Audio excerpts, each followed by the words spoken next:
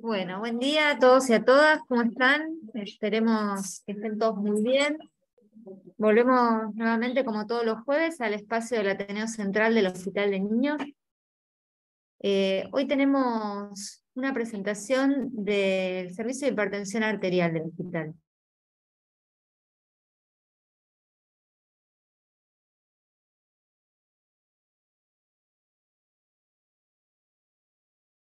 La verdad que es un servicio con una trayectoria bastante larga.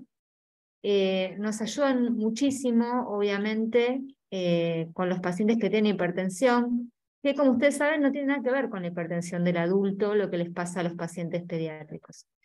El servicio en este momento, digamos, las médicas que están, que las tenemos acá las tres y ahora las vamos a poder conocer, la doctora Romo, la doctora Maldonado y la doctora Bacari. Fundamentalmente, digamos, su trabajo es en lo ambulatorio, la gran cantidad de los pacientes, y nos ayudan con todos los internados que nosotros les llevamos, que son un montón. Hoy nos van a traer un paciente que es sumamente interesante, que tiene un montón de seguimiento en el tiempo. Van a entender el título del Ateneo en el transcurso del mismo. Así que yo, sin decir más nada, los voy a dejar con la doctora Laura Maldonado, que nos va a empezar a contar. Les recuerdo que va a haber obviamente espacio para preguntas, va a haber momentos en los cuales los vamos a invitar a participar, ahí abran los micrófonos y participen. Y bueno, los dejo con la doctora Maldonado. ¿Está bien?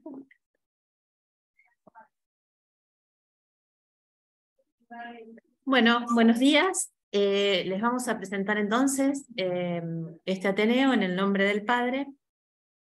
El objetivo de la presentación es hacer un análisis de los estudios necesarios para estudiar un paciente que tiene hipertensión arterial a partir de un análisis de una paciente que se sigue en nuestro servicio ya hace mucho tiempo. ¿Cuáles son los estudios necesarios para estudiar la paciente? ¿Cuáles son las posibles conductas ante un paciente que tiene hipertensión arterial? Y en particular, es para nosotros importante en este momento revalorar la medición de la actividad renina plasmática y de la aldosterona. Y dentro de estos parámetros es importante el estudio del cociente aldosterona-actividad renina plasmática, que es un tema que vamos a desarrollar. Y otro aspecto importante es el papel que tiene el estudio genético en el estudio de los pacientes con hipertensión. ¿A quién pedir? ¿Cuándo? ¿Cuál es la oportunidad? Entonces estos son los temas que tenemos intención de revisar. Presentamos una nena que tiene 12 años, que fue derivada a nuestro consultorio por el doctor Pablo Bonani. Es una paciente que es derivada por hipertensión no controlada, es decir, es una nena que tiene hipertensión arterial constatada, que fue medicada por el doctor Bonani, nefrólogo infantil, y que no estaba controlada con la medicación. La nena es una nena previamente sana, que tiene un examen físico normal, eutrófica, que tiene un promedio de presión arterial en el miembro superior derecho, medicada con 3 drogas, en el momento que se le toma la presión en el consultorio, y tiene un valor que está alrededor del percentilo 95 de presión arterial. Es decir, tenía un promedio de 120/80 y el percentilo 95 es 123/80. O sea que la paciente en el consultorio estaba hipertensa, medicada en el momento que no llega con nifedipina 20 miligramos por día, enalapril 20 miligramos y carvedilol 6.25 miligramos día.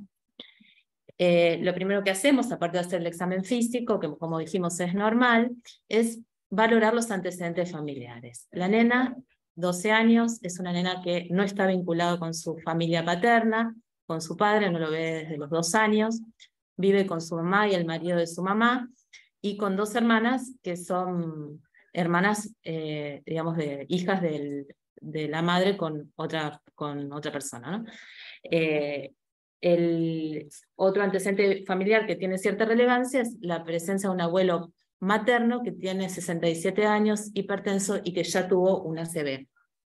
Otro antecedente familiar no aparece para nada. La nena es producto de una gesta 1, cesárea 1, el embarazo fue controlado, la nena fue de término, de peso adecuado, no tuvo ninguna patología importante, tiene todos los controles pediátricos con tomas de presión normales, es una nena completamente sana previamente a esta consulta. Casualmente la hermana, una de las hermanitas de ella, consulta al cardiólogo por un soplo funcional y en ese control el cardiólogo le toma la presión a ella y encuentra un valor de 140/100. Un valor que llama la atención, la madre, el cardiólogo le hace un electro, que es normal en ese momento, y le indica un control domiciliario. La madre le tomaba la presión en una farmacia. Dentro de los registros que le toma la mamá, aparece uno de 170/100, un valor único que alarma a la familia, que consulta al hospital de la zona, y en este lugar deciden internarla. Bueno, entonces acá hacemos una pequeña pausa con la idea que ustedes pensemos todos juntos qué piensan del examen físico de la paciente, del motivo de consulta, si la internarían o no, qué pedirían, si medicarían a la paciente directamente antes de estudiarla o después de estudiarla, y qué estudios diagnósticos pediríamos. Esto es como para ir pensando que mientras vamos desarrollando la historia clínica de la paciente. No estaba medicada en ese momento, ¿no? Cuando consulta ahí. Cuando consulta ahí, no. O sea, el cardiólogo directamente le tomó la presión, le hizo un electro, que fue normal, y le dijo que hiciera controles en una sala de salud o en la farmacia, que se hiciera como un controles de presión nada más. Entonces, pero perdón, a mí no me quedó claro, ¿eso es la propósito o la hermanita? No. La paciente va con la hermana al cardiólogo. El cardiólogo ve a la hermana y a ella solo le toma la presión. Entonces ahí encuentra que la presión de la paciente está aumentada y le dice que vaya a hacerse controles ambulatorios. Bien, y que después, si no me quedaba con la idea de que esos controles eran de la hermanita, pero no, la hermana no. La hermana es una nena que tenía un soplo funcional y fue al cardiólogo. En esa situación se tomó la presión como un hallazgo casual. No, yo para que quede claro la historia, ¿no? Porque me parece importante. Gracias. De nada. Bueno, entonces seguimos adelante. La paciente, los médicos de guardia deciden internarla y comienza a hacerse una cantidad de estudios. Se hace un hemograma que es normal, una función renal normal con orina completa normal, hepatograma normal. Se hace un estado ácido base que no muestra ninguna alteración. Un ionograma que tiene como único dato que llama un poco la atención, un potasio border en el límite inferior, pero la verdad que es normal. Se hacen hormonas tiroides que son normales, cortisol normal, complemento normal, y una cantidad de estudios de imágenes que son importantes, el ecocardiograma, que no muestra hipertrofia ventrículo izquierdo, una ecografía abdominal que muestra ambos riñones de tamaño adecuado, con ecogenicidad conservada, el tamaño es normal para la talla de la paciente, para el sexo, se pueden ver en la ecografía suprarrenales, que son normales, se le pide un ecodoppler para ver la vascularización de los riñones, que es normal, se le pide un TAC de abdomen que no muestra ninguna patología en las suprarrenales, y también se ve en la angio-TAC de abdomen una aorta de características normales con todas sus ramas de características normales. Se le pide un fondo de ojo, que fue normal, y dentro de los estudios para el screening de hipertensión arterial se le pide una actividad renina plasmática. Actividad renina plasmática que tiene un valor que está disminuido, o sea, en el límite inferior de lo normal, realmente disminuido para un valor de referencia entre 0,9 y 3,1. Una aldosterona que está levemente aumentada para el valor de este laboratorio, y en este momento surge que en el momento que se hizo la extracción, tanto para la actividad renina plasmática como de aldosterona, la paciente estaba medicada con enalapril y con nifedipina. Vamos a ver que estas medicaciones modifican los valores de renina y de aldosterona, de actividad renina plasmática y de aldosterona. Surge en este momento para nosotros la posibilidad de hacer el cociente aldosterona-actividad renina plasmática, que como veremos más adelante es un elemento muy útil para el diagnóstico de hipertensión arterial, y que en esta oportunidad el cociente es 42, pero como vamos a ver más adelante, el valor de este cociente puede ser falsamente positivo porque, por ejemplo, los inhibidores de la enzima de conversión que la paciente recibía producen un aumento de la renina, y como es un cociente donde la renina es el denominador, obviamente el cociente está completamente modificado. Lo mismo ocurre con los el grupo calcio antagonista, que la chiquita recibía nifedipina.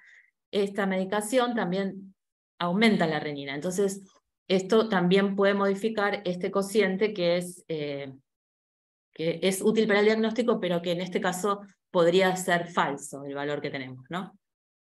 Eso es algo que me parece que es importante tener en cuenta cuando uno pide la medicación. Entonces, en la internación esta que la paciente que estamos relatando, la paciente se hace un monitoreo de presión arterial medicada con 3 drogas. La paciente tiene una hipertensión diastólica diurna y nocturna, o sea, no solamente está alterado el valor de presión arterial en los controles esporádicos que se hace durante la internación, sino también en el monitoreo.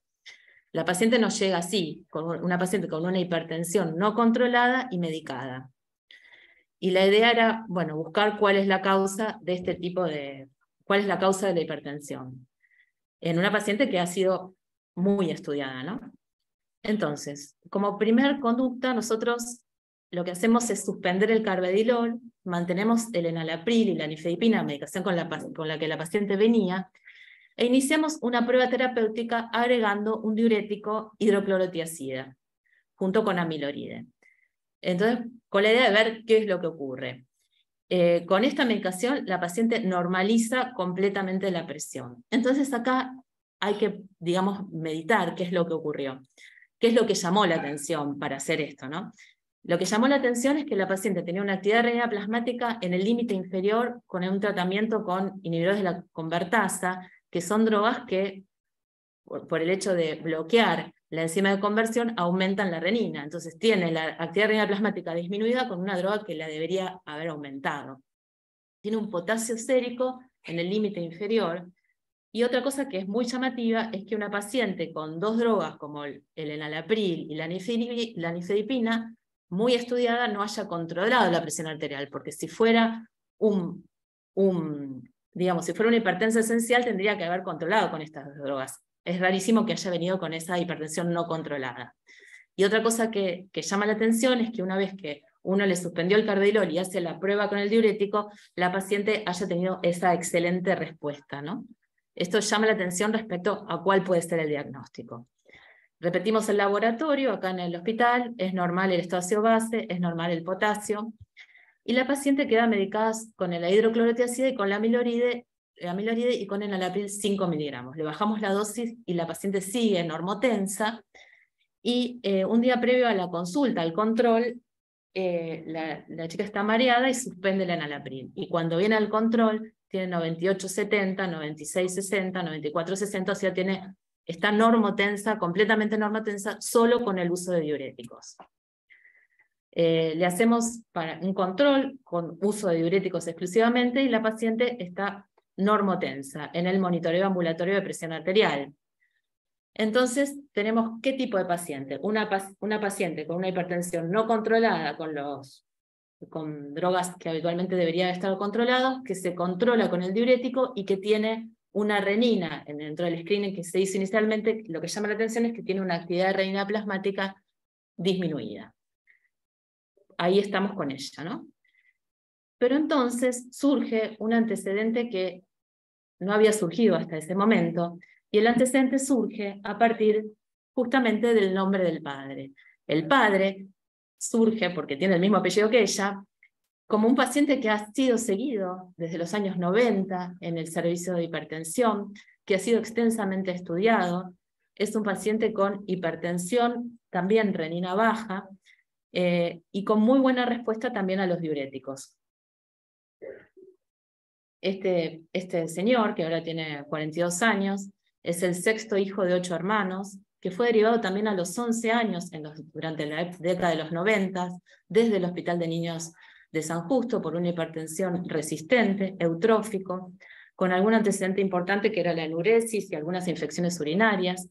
con un ecocardiograma que mostraba en el momento de la consulta dilatación de la raíz aórtica y dilatación de cavidades izquierdas, con función renal normal. Se le había hecho un centellograma por el antecedente de las infecciones urinarias que era normal, y se le hizo una arteriografía como parte del screening de la hipertensión, en este caso, que mostró los vasos completamente normales. El padre tenía siempre una renina baja, como vemos acá, una actividad plasmática de 0,25, una aldosterona, la verdad que en el primer control, la verdad que era baja, y en los otros controles levemente aumentada, siempre con actividad renina plasmática baja. Si nosotros hacemos el cociente aldosterona actividad renina plasmática, vemos que sobre todo en los últimos 2 controles tiene valores que son elevados. En el momento, en los 90, esta herramienta que es el cociente aldosterona actividad renina plasmática no estaba disponible, por eso no se había hecho. Y el paciente, el padre de los 90, digamos, fue estudiado como una hipertensión renina baja, porque era lo que estaba disponible en ese momento, y se hizo un estudio molecular en el que se descartó un exceso aparente de mineralocorticoides, que es una de las causas de hipertensión renina baja. Se descartó ese diagnóstico, se pensó en síndrome de Liddle, pero no se pudo hacer, y como decía antes, no se pudo considerar el cociente aldosterona renina porque en ese momento no era una herramienta diagnóstica todavía, como sí lo es ahora. Entonces, con el antecedente del padre, con una hipertensión renina baja, con un cociente aldosterona renina elevada, con el antecedente de la chica esta con una actividad renina plasmática disminuida y un cociente alto, se decide hacer una valoración por el servicio de genética y se ingresan muestras de la paciente, de ambos padres y de un hermano que tiene por línea paterna, para el estudio molecular de causas monogénicas de hipertensión arterial. Entonces ahora, bueno, la dejamos con la doctora Paula Scaglia, que nos va a contar cómo se llama. Bueno, hola a todos. Con esta sospecha diagnóstica, entonces se presentó el paciente para ingresarlo al estudio molecular con las nuevas metodologías que disponemos ahora en el hospital en el contexto de un proyecto de implementación del diagnóstico genómico, ¿no? Nosotros, en general, para cualquier paciente con una sospecha de enfermedad genética que se decide ingresar, solicitamos a los médicos especialistas que elaboren una ficha clínica para volcar todos los datos clínicos, los análisis de laboratorio, los estudios complementarios que puedan colaborar a describir de la mejor manera posible el fenotipo. Incluimos también una serie de términos que se llaman HPO, que es una manera estructurada de nombrar a los distintos fenotipos que presenta el paciente, que nos ayudan después para hacer la búsqueda y la interpretación de las variantes, y se hace una evaluación en común con las médicas genetistas para, bueno, ver cuál es el mejor abordaje diagnóstico en función de lo que tenemos disponible hoy por hoy.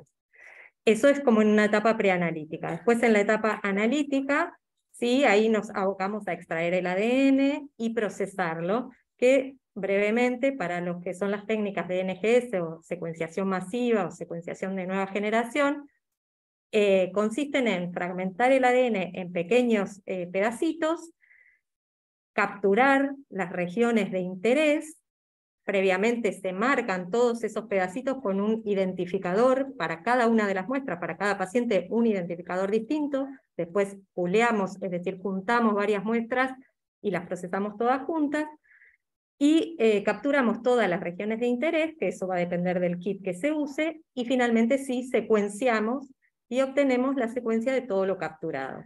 Después eso requiere todo un procesamiento bioinformático que nos permite del primer archivo que se obtiene del secuenciador, que es en realidad un archivo de imágenes, se llama BCL, convertirlo en otro tipo de archivo que se llama FASTQ, que ya es un archivo que contiene la secuencia.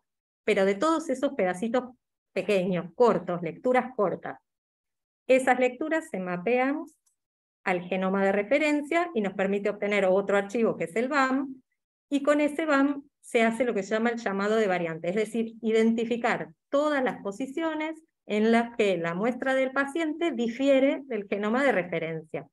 y con eso obtenemos finalmente el archivo BCF, que es el archivo que contiene el listado de variantes.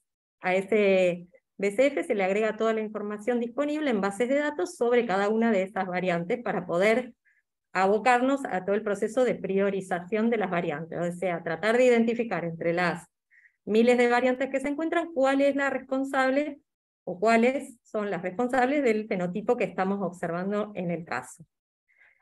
Una vez que tenemos variantes candidatas, esas se confirman por secuenciación Sanger siempre, y hacemos la segregación en la familia, es decir, nos fijamos si esa variante es heredada de sus progenitores o no, porque eso muchas veces ayuda a interpretar, y en todos los casos ayuda a asesorar a la familia. Se elabora un informe y se coordina para hacer la devolución a la familia, en conjunto, en lo posible, entre los médicos especialistas y las médicas genetistas, que bueno, de eso después va a hablar Flor. Acá es el ejemplo de la ficha clínica que tenía esta paciente, donde bueno, ya hemos ido modificando varias veces, así que tenemos una versión un poquito más nueva, donde siempre solicitamos que incluyan no solo el diagnóstico presuntivo, sino los diagnósticos diferenciales, porque eso nos permite ver cuáles son todos los genes posibles que deberíamos estar mirando, donde podríamos poner la lupa para encontrar la causa, ya que el NGS tiene esa ventaja, ¿no?, de incluir muchos genes, entonces poder discriminar entre distintos síndromes o fenotipos que a veces se solapan y que pueden parecer una cosa y terminar siendo otro, ¿no?, el diagnóstico definitivo. Acá pedimos esto de los términos HPO, que era este lenguaje estructurado para describir el fenotipo, datos familiares, acá surgía el antecedente del padre, los genes que se proponen como candidatos, y con eso, bueno, vemos en función de los kits que tenemos disponibles, con cuál podemos procesarlo. En esta oportunidad nosotros usamos este kit que se llama TrueSci1 de Illumina, que es lo que conocemos como exoma clínico. Tiene sondas que permiten capturar 4.800 genes, solo las regiones codificantes, que son las regiones del ADN que van a terminar transformándose en proteínas. Utilizamos este kit, entonces, que tiene 4.800 genes, secuenciamos la muestra del paciente y obtuvimos 29.200 variantes en 4.500 genes.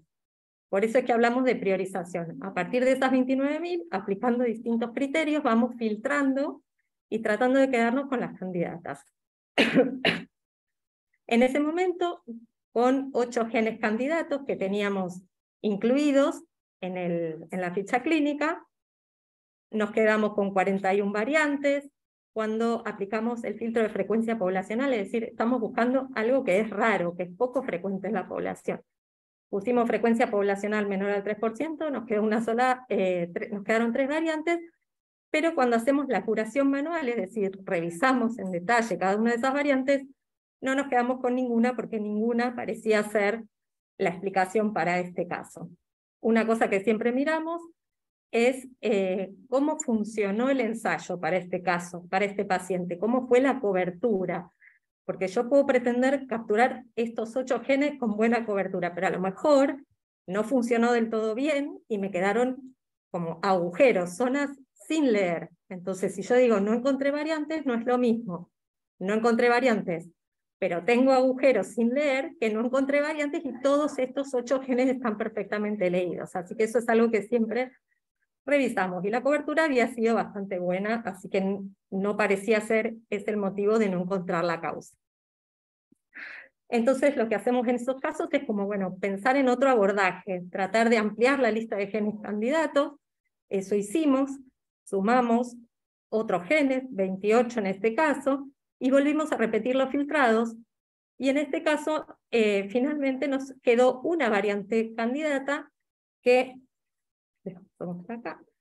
Es una variante, justo tengo mi tapa, no veo. Ahí está.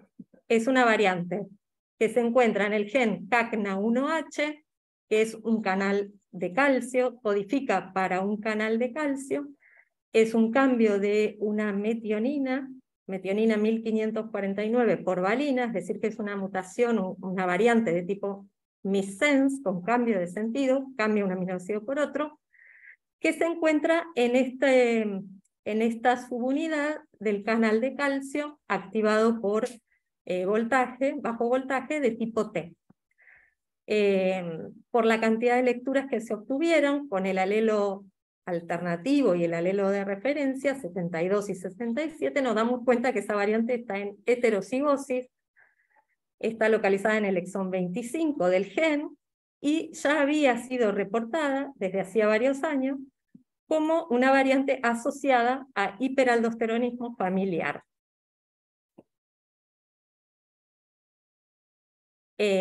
Como les decía, este gen codifica para el canal de calcio, que permite el ingreso de calcio a la célula en la corteza adrenal.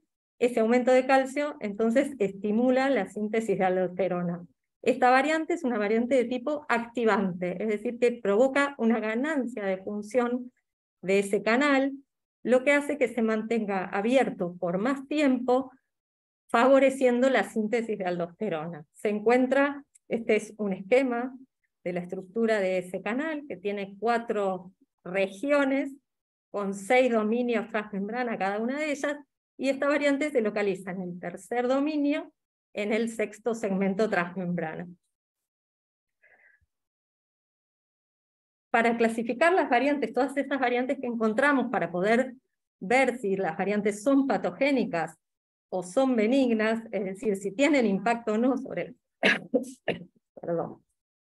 la función de la proteína, se usan distintos criterios, se utiliza como toda la información disponible sobre esa variante que tenemos a partir de las bases de datos de frecuencias poblacionales, de la bibliografía, si hay expresión in vitro, si se han hecho ensayos funcionales, si hay ratones knockout, digamos, toda esa evidencia que está disponible en la literatura es lo que utilizamos para clasificar a las variantes con este sistema que fue, digamos, ordenado un poco desde el año 2015 por el American College of Medical Genetics and Genomics, la ACMG. Esa clasificación entonces establece 5 categorías para las variantes que van desde benigna a patogénica, pasando por las de significado incierto, que son esas variantes en las que no tenemos una evidencia clara de si son patogénicas o son benignas. En este caso, está claro que la variante tiene suficiente evidencia cuando buscamos en bases de datos de frecuencias poblacionales. No está presente, por eso se le da este criterio que se llama PM2 de soporte, cuando utilizamos predictores bioinformáticos para ver si la variación en la estructura de la proteína puede explicar una alteración en su función, le da que es patogénica, con una fuerza fuerte. Hay ensayos funcionales en células HEC293 que demuestran que el canal mutante permanece abierto durante más tiempo y eso aumenta el influjo de calcio, por lo cual es otro criterio PS3 que también es fuerte. En bibliografía hay por lo menos 5 familias descritas con la misma variante, eso le da otro criterio que es PS4, también un criterio fuerte. Y cuando analizamos la segregación, en este caso y en los de la bibliografía, vemos que la variante segrega con el fenotipo. Entonces aplicamos un nuevo criterio que es PP1. Esto en el caso que estamos viendo hoy se ve porque la paciente es heterocigota, acá vemos la confirmación por Sanger, en esta posición tiene un doble pico, y su papá es portador de la misma variante patogénica. Con todo esto,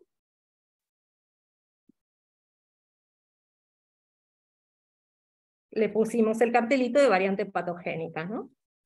Entonces, es importante tener en cuenta que en este proceso de diagnóstico tenemos una etapa pretest que es muy importante, tanto como la etapa del test propiamente dicha, porque es la que nos permite orientarnos y elegir el test más adecuado, y que es muy importante la etapa post-test para hacer todo el asesoramiento. Ahí les paso con Florencia, que va a seguir con esto.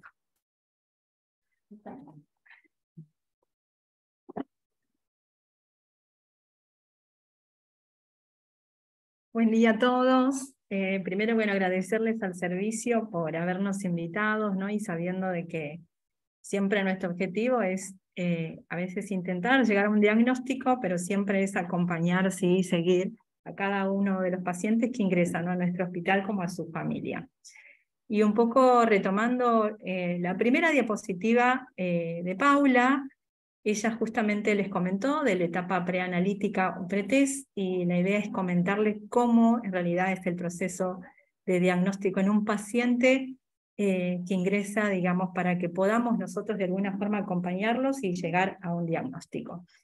Y me interesa resaltar en esta etapa pretest, ¿sí?, sobre todo la historia clínica y el consentimiento informado, que son las dos herramientas principales, ¿sí?, en donde la historia clínica, como todos ya conocerán, desde nuestra mirada, ¿sí?, desde la genética, siempre tratamos de enfocarnos en la genealogía, que nos va a ayudar muchísimo en cada uno de nuestros pacientes, y más allá de los antecedentes, también de un examen físico que se describe, digamos, desde su dismorfología.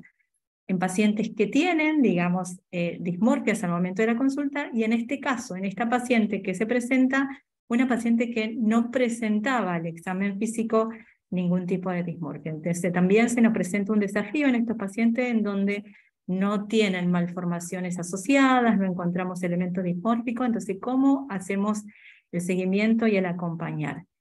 Y justamente en esta etapa entramos, digamos, a trabajar en equipo, ¿sí?, con el servicio que hace la derivación o pide nuestro acompañamiento a la hora de poder ir a resolver un paciente que no tiene elementos dismórficos, malformaciones, pero tiene alguna entidad específica de la especialidad que va a ser la derivación, en este caso, del servicio de hipertensión. En cuanto al consentimiento informado, para nosotros también es un documento esencial que obviamente va a ayudar a que todas estas nuevas metodologías diagnósticas ocurran y se den en un proceso que sea completamente correcto, ¿sí? Para los estudios, digamos, genéticos, nosotros sabemos igualmente que existe una heterogeneidad de enfermedades, así también existe una heterogeneidad de enfermedades genéticas, y por esa misma razón también existe una heterogeneidad de distintos estudios que tenemos al alcance de hoy para poder, ¿sí?, acercarnos a algún diagnóstico.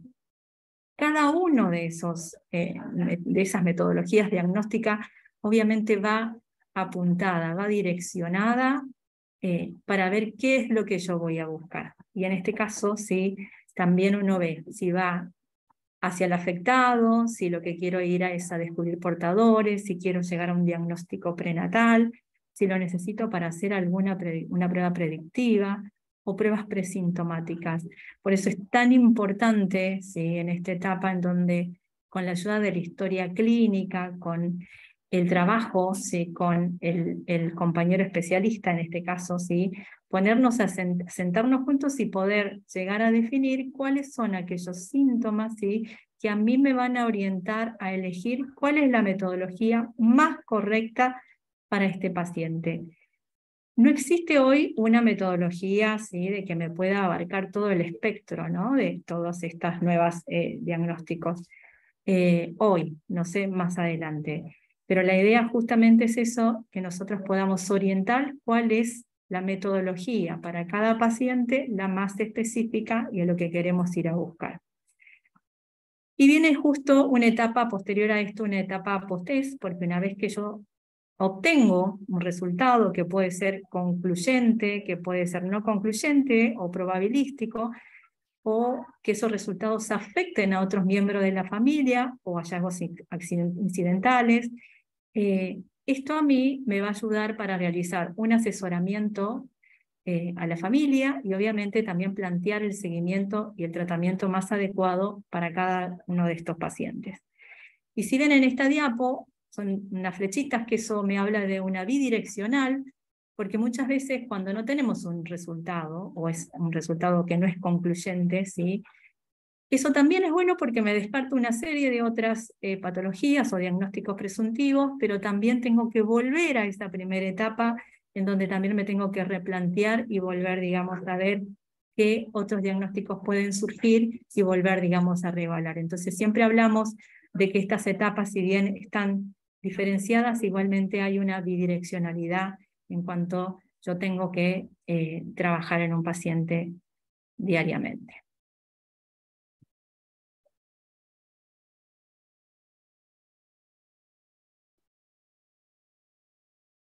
no me corre la... Así que arriba de la pantalla. Ahí está, ahí está, ahí está. Retomo, ¿sí? Bueno, estos resultados, ¿sí? Que a la hora de que son, digamos, concluyentes, obviamente me va a poder aclarar una etiología que he plantado, pero también me va a descartar otras hipótesis, ¿no? Que pude haber planteado en un paciente. Me orienta también a las estrategias de estudio y seguimientos, aquellos exámenes complementarios que puedo realizar, y también me ayuda a evitar pruebas que a veces son innecesarias y que son muy cruentas para realizar en algún paciente. Me ayuda a anticipar problemas asociados y prevenir distintas complicaciones en distintos sistemas, sean neurológicos, cardiológicos, ¿sí? Como el empleo también de tratamientos muy específicos, sobre todo farmacológicos, y también intervenciones terapéuticas. Y vuelvo a resaltar, ¿sí? Lo que es el asesoramiento genético familiar oportuno, porque obviamente esto también va a arrojar un riesgo a nivel reproductivo, el estudio de distintos portadores, ¿sí? O incluso hasta un diagnóstico prenatal. Y en esta última diapositiva que queríamos mostrarles, ¿sí? Desde nuestro servicio, es justamente plantearles que tenemos nuevos desafíos con todas estas nuevas metodologías que tenemos para el acceso, ¿no? Y la idea es justamente transformar este conocimiento en herramientas que vayan mejorando. Y eso surgió, digamos, desde que inició toda la unidad translacional y que empezamos a trabajar juntos, que es justamente la integración en la información clínica y científica, ¿no? Y tratar de bajar, ¿sí? La práctica, digamos, toda la investigación, trasladarla hacia la práctica clínica, ¿no? Es lo que estamos tratando, digamos, de hacer desde que empezamos con todo esto en el hospital. Y obviamente es importante hablar de la equidad justamente en el acceso de estas nuevas tecnologías y la oportunidad que le estamos dando a nuestros pacientes, en incorporar el conocimiento de la genética a todo el sistema de salud, empezando por nuestro hospital. Todos tenemos que tener un conocimiento mínimo, porque obviamente conociendo sabemos qué implica, ¿sí? Todo este proceso que es larguísimo, que es minucioso, que nos tomamos el trabajo justamente en todo esto de cumplir, ¿sí? Con lo básico que es la ética, desde la autonomía, que nos la da justamente el consentimiento informado, ¿sí? Donde se le cuenta cuál es el hallazgo y qué es lo que vamos a obtener a cada uno de los pacientes, desde trabajar en equipo sobre todo, y esto es el trabajo de red interno, y por qué no pensar en un trabajo de red después externo. Lo interno, yo creo que si bien era una paciente, en este caso, que no tenía dismorfias, me ayudó a conocer al servicio de hipertensión, donde pudimos trabajar a la par y donde ellas fueron las que, obviamente, minuciosamente también describieron, ¿sí? Desde su mirada, qué tipo de hipertensión era, y eso nos ayudó también a orientar y saber qué genes eran los más candidatos, y así trabajar en conjunto para poder llegar a este diagnóstico. Nada, eso, seguir trabajando, ¿sí? Y ojalá que pronto podamos ofrecerles cada vez más metodología diagnóstica, pero siempre, digamos, conservando en la buena práctica clínica y los cuidados de la ética que esto implica. Los dejo de nuevo con la doctora Maldonado.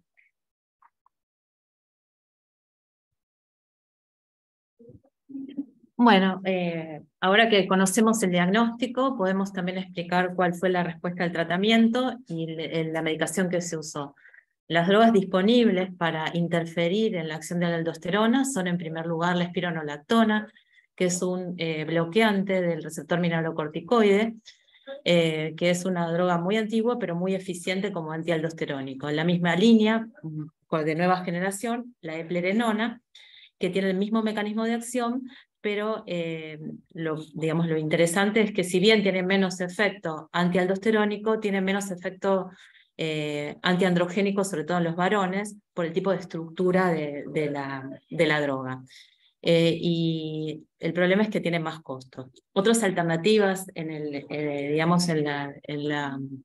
objetivo de interceptar la aldosterona sería el uso de inhibidores del canal epitelial de sodio, como es el amiloride, que es lo que tenemos disponible acá en la Argentina, y el tramtireno que tiene más dificultad para encontrarse. Pero bueno, la amiloride, un bloqueante del canal epitelial de sodio, bloquea el canal epitelial de sodio y de esa manera interfiere la actividad de la aldosterona, que como sabemos es una hormona que reabsorbe sodio y excreta potasio y protones. Entonces, la adición de estos fármacos a la espironolactona a veces es necesario para, digamos, para el tratamiento de estos pacientes con hiperaldosteronismo.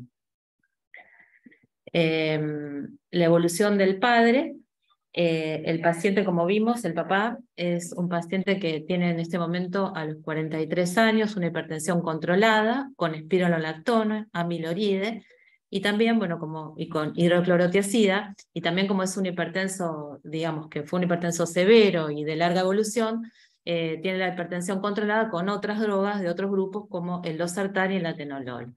En este momento tiene un ecocardio que no muestra, y una angioresonancia que no muestra aumento de la masa del ventrículo izquierdo, y sí muestra esa dilatación de la raíz aórtica que no puede, digamos, considerarse un efecto de la hipertensión. Es un hallazgo que ya tenía el paciente en los 90 cuando vino, consultó por primera vez derivado de San Justo. La evolución de la hija, la paciente, como vimos, estaba inicialmente controlada con la hidroclorotiazida del amilorido, y en algún momento en la evolución encontramos que está nuevamente hipertensa. Sin respuesta a la espironolactona, sin respuesta a los diuréticos, eso la verdad que es llamativo. Nosotros la medicamos con el enalapril y la presión se logró controlar nuevamente. Se pidió un centellograma renal para descartar completamente la presencia de cicatrices renales como causa de hipertensión, y se descartó que en este momento tuviera un daño vascular asociado que pudiera justificar la hipertensión.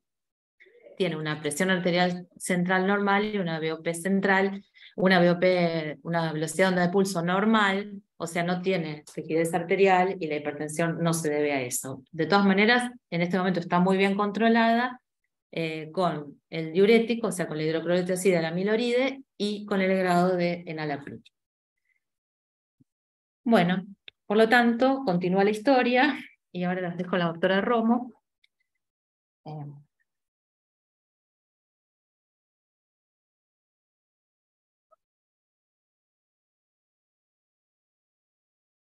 Buen día, ¿cómo están? Bueno, uno de los objetivos que nos habíamos puesto al presentar este Ateneo era revalorizar la medición de la actividad plasmática de renina y de la aldosterona. Y entonces vamos a decir, a ver, ¿para qué nos sirve medirlo? Fundamentalmente es para detectar las causas monogénicas de hipertensión arterial, porque es un grupo de patología que realmente puede poner en riesgo la vida del paciente si no se hace el diagnóstico a lo largo de la vida. Y también nos sirve, para esto de lo que habló la doctora Maldonado, de calcular este cociente aldosterona actividad de renina plasmática. Lo que tenemos que tener en cuenta es que todas estas entidades que responden a estas causas monogénicas tienen valores bajos de actividad de renina plasmática. Esa es una constante, la renina baja. La aldosterona puede estar baja, puede estar alta, puede haber hipocalemia, puede haber alcalosis metabólica, pero estos factores no son constantes. Sí, también en algunos casos de estas patologías de causa monogénica puede haber antecedentes importantes familiares de hipertensiones graves, de aparición temprana, y pueden estar asociados a la presencia de accidentes cerebrovasculares o hipertensión arterial refractaria. Las entidades que provocan esta hipertensión llamada comúnmente de renina baja son las siguientes: el hiperaldosteronismo primario, las hiperplasias suprarrenales congénitas no perdedoras de sal, como son los déficits de 17-hidroxilasa y de 11-beta-hidroxilasa, el síndrome de Liddle, el exceso aparente de mineralocorticoides y el síndrome de Gordon o pseudo-hiperaldosteronismo tipo 2. No nos vamos a detener en estas entidades porque nos llevaría un Ateneo cada una de ellas, pero sí vamos a hacer hincapié en el diagnóstico de esta familia, que está dentro del hiperaldosteronismo primario. Sabemos que esto es un grupo de alteraciones en donde la glándula suprarrenal que se produce este exceso de aldosterona, pero lo hace de manera autónoma. Esto no es en respuesta, digamos, fisiológica, ni a que se depresiona el volumen, ni a que aumenta el potasio, sino que esto lo hace por otro mecanismo, por otras vías, y conlleva la hipertensión arterial, que es volumen dependiente, porque sabemos que la aldosterona aumenta la reabsorción del sodio, del agua, favorece la eliminación de potasio y los hidrogeniones en el túbulo distal.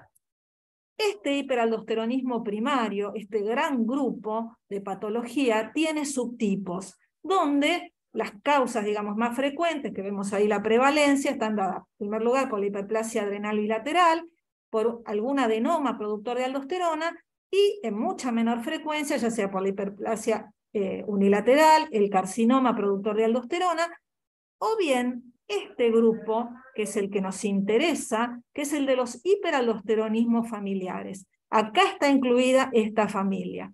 Y dentro de estos hiperaldosteronismos familiares tenemos hasta el momento 4 clasificaciones. El tipo 1 también se lo conoce como sensible o supresible por glucocorticoides, y es donde aparece un gen quimera que empieza de algún modo a hacer trabajar, digamos, a la aldosterona por vía de la CTH. En cambio, los otros 3 tipos, el 2, el 3 y el 4, de manera muy general podríamos decir que se tratan de canalopatías, en las que en el tipo 2 está alterado el canal del cloro, en el tipo 3 el canal de potasio, en el tipo 4 el gen que es el CAGNA 1H, que tiene que ver con el canal del calcio, que ya vimos que era el canal del calcio mediado por voltaje de tipo T. Bueno, ¿cuándo vamos entonces a buscar el hiperaldosteronismo primario? ¿Cuándo vamos a tratar de hacer este cribado? ¿Cuándo estaría indicado que nosotros, digamos, busquemos este cociente para poder, digamos, orientarnos hacia esta patología? Siempre lo vamos a hacer cuando tengamos hipertensiones severas y en pacientes jóvenes, digamos, para hipertensión menores de 40 años. En aquellos pacientes hipertensos que vayan acompañado esto de una hipocalemia, ya sea espontánea, ya sea mediada por diuréticos. En los pacientes con hipertensiones resistentes, que son aquellos que los tenemos tratados con 3 antihipertensivos o a veces más, y que esté incluido un diurético y que no respondan. Cuando aparece un incidentaloma suprarrenal en un paciente hipertenso, también en los adultos está descrito la hipertensión asociada al síndrome de apnea obstructiva del sueño. En los pacientes con historia familiar de hiperaldosteronismo primario y que además tenga pacientes jóvenes que hayan hecho ictus, y en los familiares de primer grado de los pacientes con hiperaldosteronismo primario. Acá es donde entonces tenemos que tener este alerta y recurrir a la posibilidad de hacer este cociente.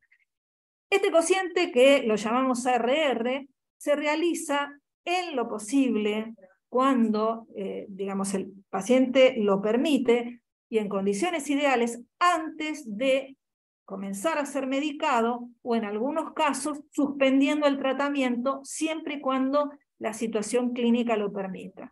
¿Por qué? Porque sabemos que los fármacos hipotensores más utilizados, como son los diuréticos, los inhibidores de la enzima convertidora de angiotensina, los antagonistas del receptor de la angiotensina 2 y los bloqueantes cálcicos, que son los de uso más frecuente, interfieren aumentando la renina y provocando un desbalance y pudiéndonos dar un cociente falso. No obstante esto, las guías de la Sociedad Europea de Endocrinología recomiendan que cuando el paciente no pudo suspender el tratamiento, se llevó a cabo igual la extracción y se midió la actividad plasmática de renina y la aldosterona y se hizo el cociente, si este es mayor de 40, aún a pesar de estar medicado, debe ser considerado como válido, o por lo menos, bueno, altamente sugestivo de hiperaldosteronismo. Entonces dicen que por lo tanto inicialmente se podría llevar a cabo este cribado sin suspender el tratamiento si esto no se puede hacer. Les quiero comentar aparte que en el año 2010 el grupo de endocrinólogos de la Universidad Católica de Chile, que se dedican a estudiar las hipertensiones monogénicas, pusieron como punto de corte para pediatría 10. O sea, el valor en lugar de ser 40, ellos lo bajaron a 10. Bueno, con respecto a la evolución en general del hiperaldosteronismo primario, estos pacientes tendrían una tasa más elevada de eventos cardiovasculares, que es independientemente de que uno controle la presión arterial. Tuvieron más tasas de mortalidad, fibrilación auricular y diabetes. Y este mayor riesgo se asocia a aquellos pacientes que, a pesar del tratamiento, no logran, digamos, dejar de tener suprimida la actividad de renina plasmática con el antagonista del receptor mineralocorticoide, como es la espironolactona o la eplerenona. El diagnóstico de esta familia es este, ¿sí? Es el hiperaldosteronismo familiar tipo 4. La ocurrencia de estas mutaciones de novo, ¿sí? Así como una ausencia de un fenotipo distintivo que puedan distinguir a estos pacientes de otros con hipertensión y aldosteronismo temprano, hacen sugerir que esto haya sido, digamos, la razón por la cual estas mutaciones de este gen, el CAGNA1H, no estaban previamente vinculadas al aldosteronismo primario. La descripción recién fue a partir del año 2015 y como les dijo la doctora Paula, son 5 familias hasta el momento las que están reportadas. Entonces, la indicación del cribado de hiperaldosteronismo familiar de tipo 4, aunque no está claramente reflejada en las guías, debería hacerse en aquellos pacientes que tienen antecedentes familiares y un diagnóstico precoz de hiperaldosteronismo primario, ya que la presentación clínica es muy variable. Existe en estas familias descritas diferentes casos en los cuales en algunos se presentó con hipertensión severa, hasta otro que no ha presentado hipertensión. Además del tratamiento con los antagonistas de mineralocorticoides, los bloqueantes de los canales de calcio, podrían ser útiles, dice la bibliografía, ahora en un minutito ya les comento acerca de esto, y la adrenalectomía se reserva como una opción solo para aquellos casos que no se controlan con tratamiento médico. Dentro de estos pacientes, pacientes que han sido estudiados y diagnosticados, uno de ellos primero controló con la medicación, después dejó de controlar, se le realizó la adrenalectomía, volvió a controlar la presión y finalmente volvió a estar hipertenso. Con esto lo que les quiero decir es que hasta la fecha es tan poco la experiencia que hay sobre la evolución de esta enfermedad que es algo que se va a tener que ir, digamos, pudiendo aclarar en la medida que aparezcan más pacientes y se puedan profundizar los estudios. Antes de esto, les quería decir esto de los bloqueantes de los canales de calcio. Con respecto a esto de los bloqueantes, estos canales de voltaje tipo T no responden al bloqueo, no pueden ser suprimidos con los bloqueantes de calcio dihidropiridínicos, o sea, ni con la nifedipina ni con la amlodipina. Hasta el momento no se comercializa ningún fármaco bloqueante cálcico que pueda, digamos, responder. Hay trabajos en básica, pero clínicos todavía ninguno que logre, digamos, suprimir esta actividad. Entonces, no tenemos todavía esta posibilidad diagnóstica, de tratamiento. Bueno, con respecto a la conclusión, entonces, es lo que creíamos saber, y esto está en relación a cómo, digamos, nosotros fuimos siguiendo y tratando de dilucidar cuál era la causa de la hipertensión del padre, lo que aprendimos gracias al laboratorio de medicina translacional, que nos ha ampliado la mirada y la posibilidad de ir más allá y de ir incluyendo cada vez más conocimientos, y lo que nos falta aprender que de algún modo va a estar en relación al seguimiento de nuestra paciente, de algún otro que pueda aparecer, y que iremos viendo de la mano de ella, digamos, cómo es la evolución de su hipertensión arterial. Muchas gracias y espero que se haya quedado lo más claro posible. Es una patología difícil para nosotros de entenderla, de dilucidarla, de incorporarla en la práctica nuestra como un pensamiento para tenerlo presente. Y bueno, abierto a todas las preguntas que nos quieran hacer. Hasta que empiecen yo voy a aprovechar y voy a hacer una pregunta primero. La solicitud de estudios para, digamos, determinar este tipo de hipertensión. O sea, ¿Es el pediatra el que pide los ángeles de actividad renina plasmática o es una determinación que corresponde al especialista en el contexto del plan de estudios? Digamos que eso tiene que ver también con cierta disponibilidad. Acá en el hospital somos privilegiados, primero porque tenemos el laboratorio de endocrinología sumamente confiable que nos hace estas mediciones, y por otro lado, bueno, los pacientes nos los derivan y digamos que nosotros somos los que nos hacemos cargo. Pero esto sabemos que es como la excepción, que esto no es lo que puede pasar en otro lugar. Pero como estas en general son hipertensiones difíciles, son hipertensiones que no van a responder, digamos que se las va a estudiar por la vía clásica y no vamos a encontrar prácticamente nada. Lo sumo, si entra dentro de ese 46% que está descrito, por ahí tiene hipocalemia, y por ahí tiene alcalosis metabólica, y por ahí entonces, uy, una alerta. Pero a veces ni siquiera está esto. Y tampoco por ahí está el antecedente familiar de que tiene familiares fallecidos a edades tempranas de ictus o complicaciones cardiovasculares. Entonces, lo que puede alertar, digamos, al pediatra en general es que por ahí, bueno, un chico hipertenso que se lo estudia, no se encuentra, digamos, cómo seguirlo, si uno está en un medio donde necesita medicarlo, porque bueno, no tiene otra manera, y lo medica con la medicación, digamos, clásica, que se recomienda de primera opción, no responde, y por ahí le combina otro y tampoco, bueno, entonces se torna ya en un paciente difícil y generalmente se deriva. Ahora, si uno tiene la posibilidad de ir siguiendo estos pasos, de hacer un buen interrogatorio, de tener acceso a una buena confección de una historia clínica, nos ayuda a que haya antecedentes familiares, el medio interno por ahí está alterado, y tengo la opción de un laboratorio confiable donde puedo pedir la renina-aldosterona, bueno, puedo hacerlo y lo puedo mandar ya como un poquito más completo.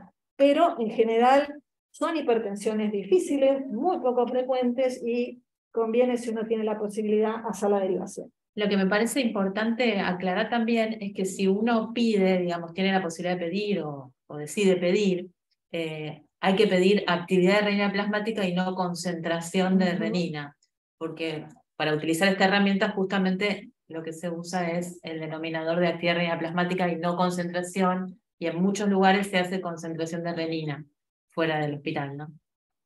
Entonces, ya que uno pide, vamos a orientar a pedir actividad de renina plasmática. Y siempre que se pueda antes de medicar. Eso sería lo ideal.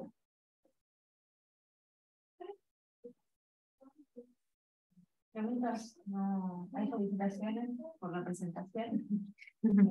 Preguntas no, así que yo creo que fue súper claro, muy interesante. No sé cuántos vamos a encontrar iguales a estos, pero me parece que es la mejor cómo se el valor de tener también un servicio especializado, ¿no? Que de repente poder derivar y que los estudios se puedan seguir en tiempo y forma, el estudio molecular, el seguimiento de genética, este trabajo en equipo, me parece que los pacientes tan difíciles merecen y necesitan este tipo de abordaje. Sí, Sí. muchos años de seguimiento previo, ¿no?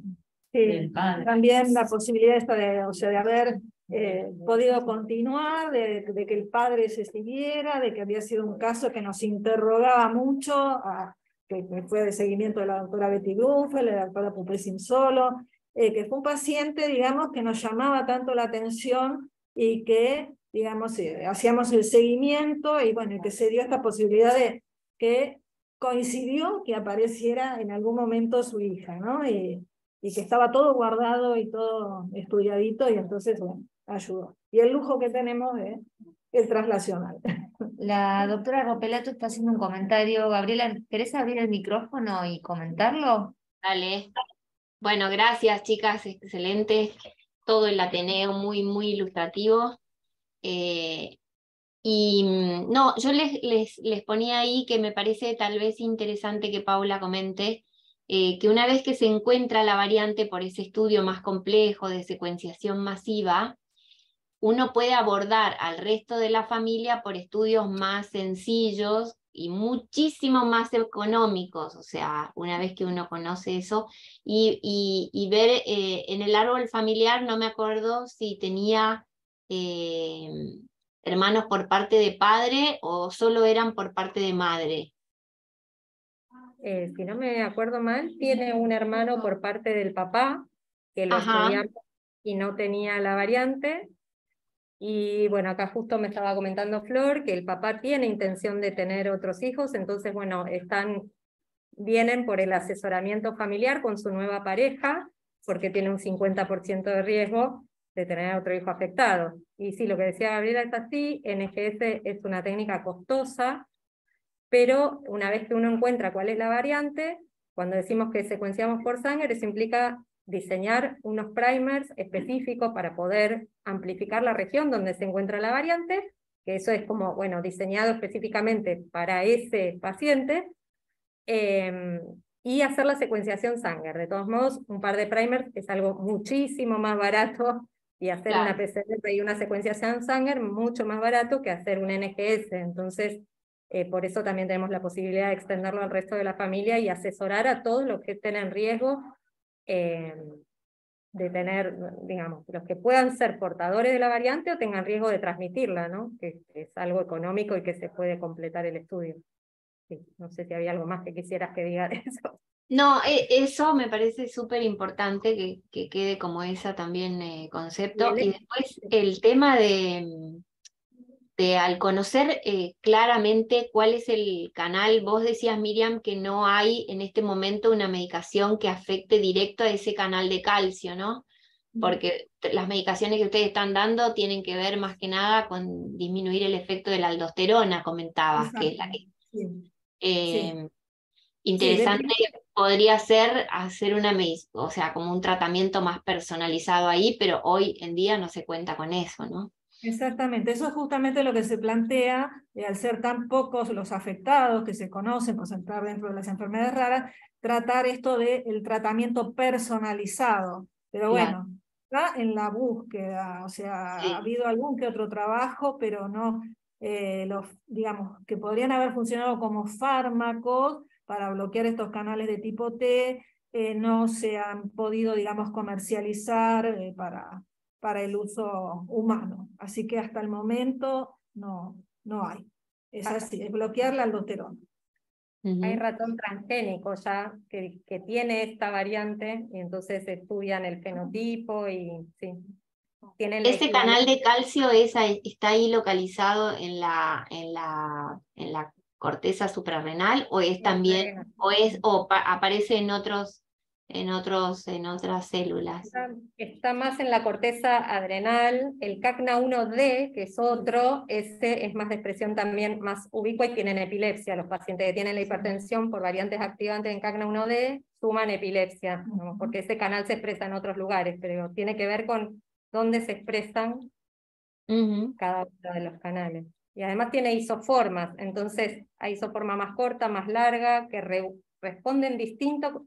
Está hecho eso, la expresión in vitro, de la isoforma corta y la isoforma larga, con la variante, y no responde igual el canal, o sea, no afecta tanto la variante en una isoforma y en la otra. Bueno, hay muchas cosas, detalles que por ahí podrían explicar por qué algunos pacientes tienen esto de la penetrancia incompleta también, ¿no? Que hay algunos con la variante y no tienen la expresión. Bueno, hay un montón de mecanismos regulatorios que uno no estudia, pero que pueden explicar esas diferencias entre los pacientes que tienen la misma variante, ¿no? Es súper interesante. Y después también me parecía que surge de la presentación de Miriam, en todas, que si bien son muy poco frecuentes todo ese grupo de monogénicas, desde la clínica vos tenés posibilidad de sospechar un gen candidato, como si te dijeras, ¿es este? No. No, yo lo que me voy a orientar, digamos, bueno, la clínica va a ser que, como decía, generalmente son hipertensiones por ahí más severas. Para este grupo, digamos, del hiperaldosteronismo tipo 4, está descrito que aparece la hipertensión a la edad de 10 años. O sea, se dio que en estos pocos pacientes que están reclutados es a la edad de 10 años. Casualmente nuestros pacientes creo que también... Los 11, dos, el padre y la nena. Sí, más o menos, bueno, en esa edad. Suelen ser hipertensiones, digamos, de difícil manejo, ¿sí? No tienen ningún estigma, digamos, físico, nada que a mí me pueda orientar, y va a ir siendo por descarte. Nosotros porque podemos esto que les dije, que es que pedimos la actividad de renina y pedimos aldosterona de entrada, antes de medicar. Pero a veces no vienen pacientes que hay que hacer el lavado previamente. Eso porque también ya me parece interesante, que hay cocientes que aunque esté medicado son también llamativos, ¿no? Que comentaste. Claro, que por eso advierte la Sociedad Europea de Endocrinología con respecto a esto. Y bueno, y si vamos a tomar nosotros los parámetros de los chilenos, son mucho más bajos porque el Hay punto que de... ver si los chilenos lo hicieron con actividad de renina o con renina, sí, medida de sí. renina proteína. No, con actividad, con actividad. Raro, ese valor es muy bajo, Sí, 10. pero bueno, fue esa publicación y después no... Sí. Pero bueno, lo que pasa es que es muy raro y bueno, no tenemos casuística tampoco de tanto hiperaldosteronismos primarios nosotros. Claro, un poco Entonces, son, digamos, de alguna manera, por eso a nosotros nos orienta mucho el tema de tener la renina de aldosterona y a partir de ahí como poder hacer, digamos, la una mirada alimentación de una manera para un lado o para el otro. Para el otro. Y después quería saber, ¿cómo fue esa vuelta? No me acuerdo, o sea, yo me acuerdo que participé, pero ya no me acuerdo, de cuando miraron los 8 genes y después ampliaron el panel. Importante resaltar que es todo con los mismos datos, no hubo que resecuenciar. Me parece eso también, tal vez, no sé si quedó como claro, y me parece importante contar. Eso la verdad que fue María Naola Coiti la que estuvo con este caso en particular, que hoy ahora está de licencia por maternidad, la extrañamos mucho.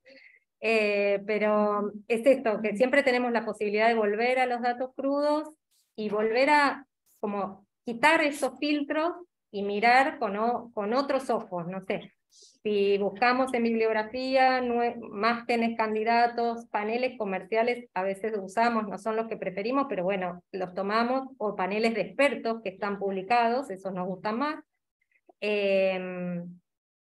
Y como eso, ampliar la búsqueda, porque a lo mejor desde la clínica no parece un determinado tipo de hipertensión, y después resulta que los genes se solapan y sí, y a veces nos ha pasado con casos de otras especialidades que aún bueno, sacamos todos los filtros de genes candidatos y le decimos como un filtrado agnóstico, así sin preconceptos, es decir, bueno, ¿qué hay patogénico? ¿Qué hay que ya esté en bases de datos como patogénico? Y así al revés, ir a buscar, y hemos encontrado también, porque el candidato no estaba en la lista, o sea, nadie pensó que podía ser para ese lado, digamos. Y eso siempre se puede volver a revisar los datos originales, eso es una gran ventaja, porque además todos estos filtrados dependen de las bases de datos, y las bases de datos cambian con el tiempo, o sea, aparece información nueva y lo que antes era una variante de significado incierto pasa a ser patogénica o probablemente patogénica, y entonces algo que no jerarquizamos en un momento, quizás tiempo después sí. Así que por ahora guardamos todo, porque todavía tenemos lugar para guardar todos los archivos y siempre podemos volver a mirar. Buenísimo. La verdad, excelente el Ateneo, como siempre. Gracias por participar con la hipertensión que siempre han participado. La verdad es que desde que tenemos el servicio de medicina translacional, siempre se suman como parte de los equipos a definir pacientes, a trabajar y a enseñarnos, sobre todo, ¿no?, a los que no estamos tan embebidos en todo esto, en toda esta nueva, no tan nueva ahora, pero bueno, en toda esta nueva movida de lo que implican los estudios moleculares y cómo interpretarlos, que no es un análisis que a uno le llega, lo mire y ya está, sino que requiere muchísimo trabajo de análisis de un montón de especialidades. Muchas gracias a todos los que están del otro lado por participar, y bueno, los esperamos nuevamente, no la semana que viene, que es feriado, sino el 15 de diciembre, que va a ser el último Ateneo del año antes de tener el cierre de ciclo. Bueno, muchas gracias a todos y nos vemos la próxima. Gracias.